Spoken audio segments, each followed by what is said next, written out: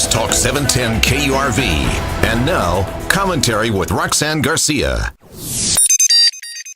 Did you know that if someone crosses our border illegally and that illegal immigrant comes from a country that does not have formal diplomatic relations with the U.S., our Border Patrol cannot conduct a background check? FBI Director James Comey said nothing will show up because we have no records of that person.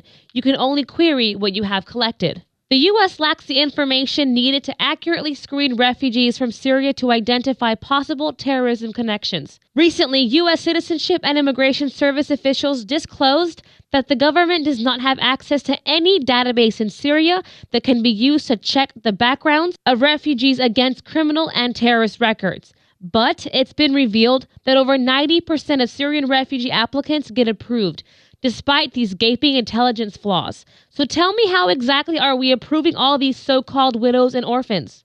If someone wants to call out Christians for agreeing with our Texas governor and more than half of our nation's governors, saying that we need to be accepting and compassionate, let me tell you this. If you believe in God, then you know He is the same yesterday, today, and forever. And even our God has His own vetting system. God told certain people in Scripture to do away with everyone, including their cattle, and of course told others to be helpful.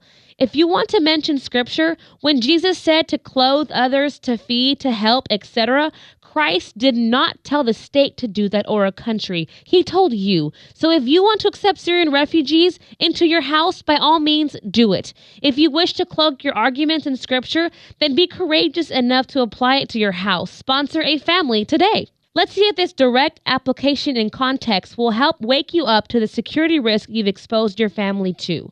And don't forget, if you believe we should accept Syrian refugees into our country because they are suffering, well then, would you be willing to accept everyone else around the world that is also suffering?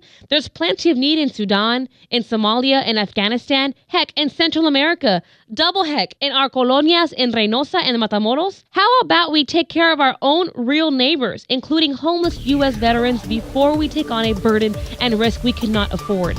The views expressed do not necessarily reflect the views of the staff, management, or ownership of NewsTalk 710 KURV and our communications station.